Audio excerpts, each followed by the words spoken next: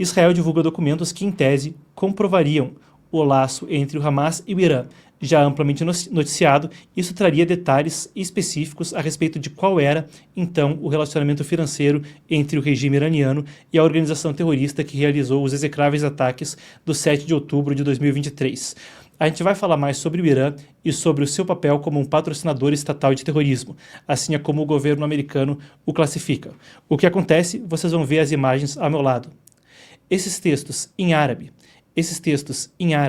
são, nesse sábado, divulgados pelo ministro da Defesa de Israel, Israel Katz. O nome dele é Israel, ele é homônimo com o país. Ele revelou que a inteligência israelense teve acesso a essas comunicações entre o Irã e dois importantes líderes do Hamas, Mohammad Deif e Yahya Sinwar. Os dois já eliminados, a gente cobriu também como eles foram eventualmente eliminados por Israel ao longo do conflito aqui anteriormente. Essas foram transcrições encontradas em túneis em Gaza. Segundo Katz, a troca de mensagens é uma prova definitiva do apoio iraniano ao plano do Hamas de destruir Israel e apoio ao 7 de outubro. Eles teriam solicitado, segundo esses documentos, segundo essa transcrição, 500 milhões de dólares ao comandante da Força Quds. Guardem esse nome, Força Quds, nós chegaremos aí em breve. Esse é o braço da Guarda Revolucionária do Irã que lida com terrorismo no estrangeiro. Mesmo com dificuldades econômicas, o Irã, segundo a transcrição, teria atendido ao pedido. Isso foi encontrado conforme Israel ganha mais e mais terreno em Gaza. A gente passa na sequência agora a respeito disso. Isso foi encontrado em túneis em Gaza conforme Israel ganha mais e mais terreno por ali. Em um breve adendo, a gente passa pela expansão da ofensiva israelense, mantendo você atualizado com o que acontece no Oriente Médio. Israel ampliou o controle sobre a faixa de Gaza desde que retomou a ofensiva contra o grupo terrorista no mês passado, contra o Hamas. É noticiado amplamente que Israel já domina mais de 50%, mais da metade da faixa de Gaza, o que possibilita também o trabalho de inteligência de encontrar transcrições como essa, por exemplo. O Hamas é empurrado para territórios bolsões cada vez menores. A maior zona sob controle contínuo fica na fronteira com Israel. Segundo soldados israelenses, o exército destruiu casas, plantações e estruturas ali, tornando a região inabitável. Isso se tornou então uma faixa de segurança, houve essa destruição de ativos civis ali, e essa faixa dobrou de tamanho nas últimas semanas, já avança quase 3 quilômetros além da fronteira. Para um território tão pequeno como Gaza, é proporcionalmente muito. A gente tem aqui um relatório da organização Breaking the Silence, que justamente traz então as palavras de soldados israelenses. Esse relatório traz o seguinte: os soldados receberam ordens para demolir tudo que pudesse ser usado pelo Hamas como esconderijo. Isso, claro, tragicamente, no contexto de uma guerra tem consequências nefastas. O relatório traz à tona o seguinte: a área foi marcada como uma zona de morte e soldados teriam autorização para atirarem qualquer pessoa a menos de 500 metros do novo limite. A gente teve também imagens de satélite que mostravam novas bases militares israelenses. A Associated Press também ouviu soldados, a agência de notícias por ali, que disseram ter recebido ordens para destruir tudo, fábricas, árvores centenárias, tudo para impedir o retorno da população e tornar aquela, de fato, uma zona de segurança. O plano agora é que Israel deve dividir Gaza em 3 partes e isolar a passagem de Rafah no sul, que é a fronteira com o Egito. Segundo Netanyahu, o objetivo é pressionar o Hamas para que os 59 reféns ainda em cativeiro, só tem 24 vivos, 35 deles são cadáveres. Mas então o objetivo é que isso pressione o Hamas para a soltura de mais desses reféns.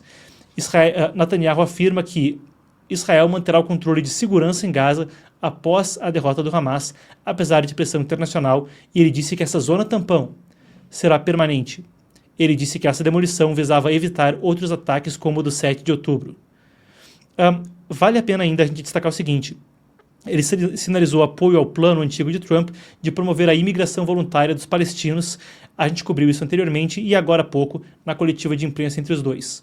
Enquanto alguns grupos alegam que isso seria alguma forma de limpeza étnica, a perspectiva de Netanyahu é que, além da preocupação de segurança, atualmente há então uma dificuldade para que aqueles que querem sair da faixa de Gaza saiam. Ele quer permitir que isso aconteça. Essas são as perspectivas dos dois lados. Agora, essa é a situação na faixa de Gaza, e em meio a essa expansão territorial foi obtida via inteligência a transcrição dessas conversas entre o Irã e o Hamas. Segundo o ministro da Defesa Israel Katz, a partir daí é que se comprova financiamento do regime iraniano ao grupo terrorista Hamas. Muito bem, vou pedir que a produção traga a imagem de volta para mim. E agora a gente passa precisamente pela questão Hamas, Irã e o eixo do terror.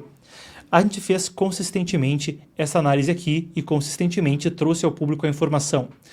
O regime do Irã foi estabelecido quando, naquele país, a antiga Pérsia, em 1979, se instalou então um regime autoritário de cunho islâmico. Formava-se a República Islâmica do Irã. Mas a revolução não se conteve apenas ali. Acontece que, através da Guarda Quds, a Força Quds, uma seção das Forças Armadas que responde diretamente à alta cúpula do regime, começou a exportação da Revolução Islâmica pelo Oriente Médio. A gente vê casos como os Houthis no Iêmen. Mesmo o Hamas agora, segundo esses documentos, essa transcrição divulgada por Israel confirmaria, mas em particular o Hezbollah no Líbano. Essas organizações têm sido financiadas consistentemente pelo Irã.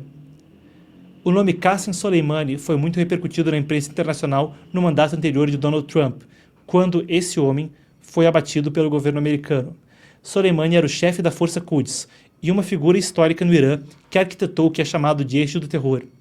Essas organizações, financiadas pelo Irã, têm alcance global, mesmo conforme se viu em particular no caso do Hezbollah na América Latina, com atentados na Argentina em 1992 e 1994, 92 a Embaixada Israelense, 94 um clube israelita, uma sinagoga, a Organização Mutual Israelita Argentina, AMIA, foi alvejada, no pior atentado terrorista da história da América do Sul. Essas organizações têm sido financiadas pelo Irã, alcance global e impactos na América Latina. Esse é o histórico mais amplo do apoio do regime iraniano a organizações terroristas pelo Oriente Médio com impacto global. Agora confirma-se então essa informação. A partir da ocupação de mais e mais território em Gaza, obtém-se essa transcrição. Agora, partindo adiante, eu quero passar com vocês pelo seguinte, isso é uma apuração que vem logo antes da gente entrar ao ar, mais cedo nessa tarde. A matéria exclusiva da agência Reuters, ela divulgou, a gente tem o seguinte: conforme o Irã sofre mais e mais uma política de pressão máxima, conforme os Estados Unidos também fazem avanços militares no Iêmen com bombardeios consistentes, o Iêmen tem os Houthis, um desses grupos apoiados pelo Irã, a gente tem a seguinte informação: pela primeira vez, importantes milícias xiitas ligadas ao Irã no Iraque estão dispostas a se armar, buscando evitar um confronto direto com os Estados Unidos. Esse mesmo eixo que a gente citou agora há pouco está sob pressão. Não é só a questão de Israel ter feito avanços no Líbano, do regime de Bashar al-Assad ter entrado em colapso na Síria, ele que era um sustentáculo importante, permitindo uma ponte logística entre o Irã e muitos dos seus procuradores, muitas das organizações que apoia. Todos esses formam uma situação onde, para o Irã, a situação é mais e mais complicada. Vamos lá então, novamente. Nesse contexto, grupos no Iraque estão se desmobilizando, ou estão pelo menos dispostos a isso. O objetivo é evitar um confronto direto com os Estados Unidos. A informação foi revelada por comandantes e autoridades iraquianas à agência Reuters. O que dizem então os oficiais da agência Reuters? Desde janeiro, quando Donald Trump assumiu a presidência, o governo americano tem pressionado o Iraque a dissolver os grupos armados que atuam no país. Se houver desmobilização, os Estados Unidos, ou melhor dizendo, se não houver a tal da desmobilização, os Estados Unidos poderiam lançar ataques aéreos. A notícia vem, como dissemos, conforme os Houthis no Iêmen têm sofrido ataques consistentemente. Os grupos atuais, os que a gente agora discute no Iraque, fazem parte da resistência islâmica. São cerca de 50 mil combatentes e armamentos pesados que a gente estima. Armamentos pesados é coisa grande, tá? A gente está falando de mísseis de longo alcance e sistemas antiaéreos. E a gente vê como tudo isso desempenha também um papel no conflito que tem remodelado a face do Oriente Médio. Hoje marca-se exatos 18 meses, um ano e meio. Os Houthis no Iêmen com mísseis de longo alcance realizaram disparos contra Israel. Essas milícias poderiam também ter alcance para chegar a Israel. Apesar da aliança com o Irã, esses líderes dessas milícias afirmam que receberam um sinal verde da Guarda Revolucionária Iraniana, é onde fica a Força Quds, o grupo que a gente descreveu como o braço do Irã para o apoio do terrorismo internacional. Receberiam então alerta verde, sinal verde, para tomar as decisões necessárias, inclusive o desarmamento, para evitar uma guerra com os Estados Unidos. Isso vem conforme o presidente americano Donald Trump anunciou. Momentos atrás, você acompanhou a tradução simultânea na sua coletiva de imprensa com Netanyahu aqui no Epoch Times Brasil. Se não acompanhou, pode ver, é a live anterior a essa, a transmissão ao vivo logo antes. Trump falava que haverá reuniões de alto nível no sábado, com o Irã.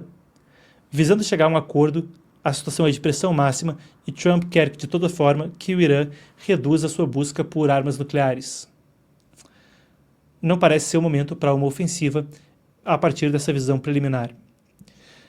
A gente tem ainda o seguinte, para entender como isso se relaciona com o conflito no Oriente Médio nos últimos 18 meses, desde o massacre do Hamas de 7 de outubro de 2023, esse grupo, que agora está disposto a se desmobilizar à resistência islâmica, assumiu dezenas de ataques com mísseis e drones contra alvos americanos e israelenses no Iraque e na Síria. Mas, como dissemos, é estimado que, com os mísseis e a tecnologia que dispõe, poderiam mesmo ir além, alvejando alvos em Israel. Alvejando alvos, fica aí o pleonasmo.